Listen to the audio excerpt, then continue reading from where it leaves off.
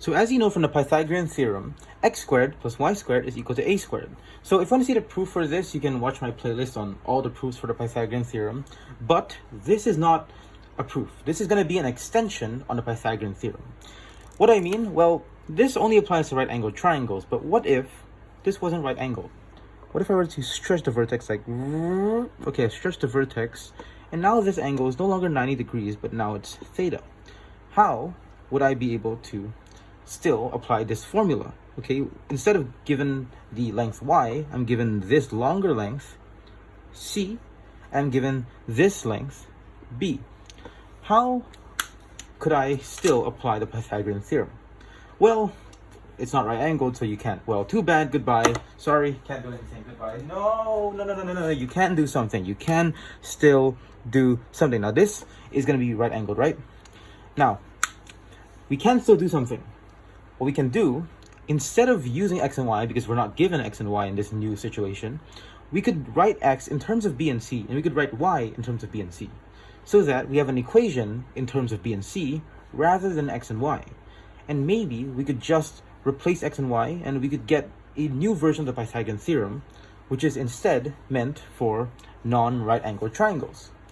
So we know that this is a right angled triangle, this entire section. So this itself is a right angled triangle. And if you remember my trigonometry shortcut video, you could know that this height is going to be b multiplied by the sine of this angle. So b multiplied by sine theta is this height.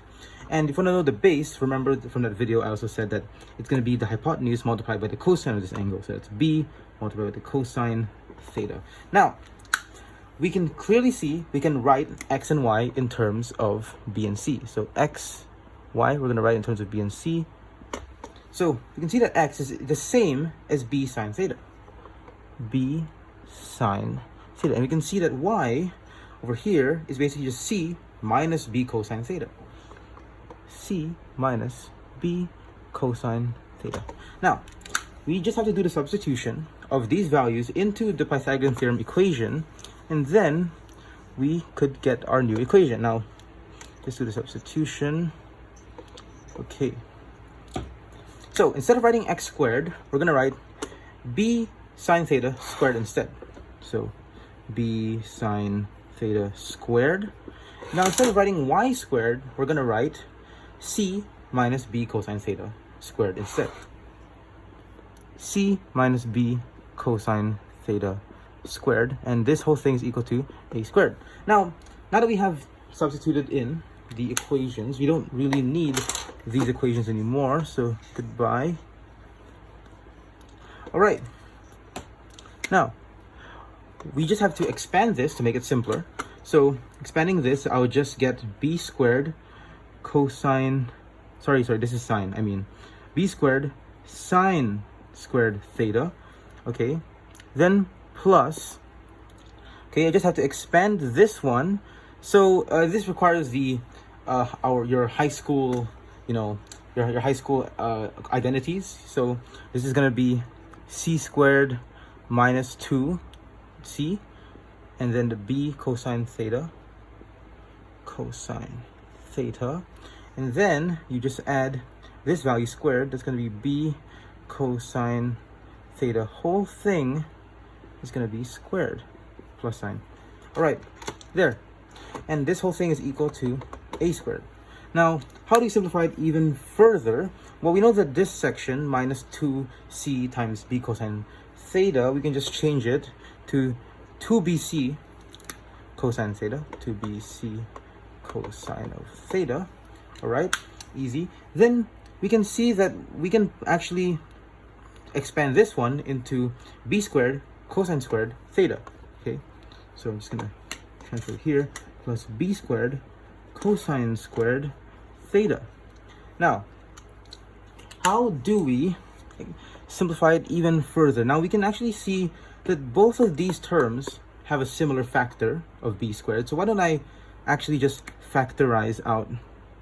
Why don't I just factorize out b squared? I'm just going to factorize out b squared. So b squared factorized out. So I'm removing all the b squared from these terms. So I factorize it out. And all I have left now is sine squared theta plus cosine squared theta. And as we know, according to the Pythagorean trigonometric identity, this is going to be equal to 1. So this is equal to 1. You can watch my video on the Pythagorean trigonometric identities. So it's equal to 1. And b squared times 1 is just b squared. So we end up with this formula. Oops, I erased the c squared. So it's going to be b squared plus c squared minus 2bc cosine theta is equal to a squared. There. So this actually is just a substituted version of the original x squared plus y squared. All I did was just substitute x with a value in terms of b and c, substitute y with a value in terms of b and c, and then I created a formula where I don't need x and y anymore. Now I can use the Pythagorean theorem, but in non-right angled triangles, where I have b, c, a, and theta only. I don't need x and y anymore. It doesn't have to be right angled anymore. So yeah, that's great. This is a very useful formula because not everything in the world is right angled. So of course, this is very useful in application. If you like to remember this and you want to remember which values are going to be b, which values are going to be c, you can just look at it and see that b and c are going to be the two ones that are actually stuck together and creating this angle. They're kind of hugging the theta angle you can see over here. So they're hugging the theta angle. You can think of that as the theta angle being cozy. So it's cozy, and cosine, cozy. You can kind of think of it like that. And b and c are the two ones who are going to be together in this term. So they're together here and they're together here. But a is going to be the one opposite to the theta. So opposite, you can think of it as like a is the one opposite here to the theta. So yeah, this is actually a very important formula, which is an extension or an alteration to the Pythagorean theorem, which is a bit more general. It looks a bit more difficult, but it's actually a more general formula, which applies to non-right angled triangles, and it's called the cosine rule, or the law of cosines. This is very important in geometry and trigonometry, and basically just all of math. So yeah, this is quite an important formula, and I hope you know how it's proved and derived. So yay.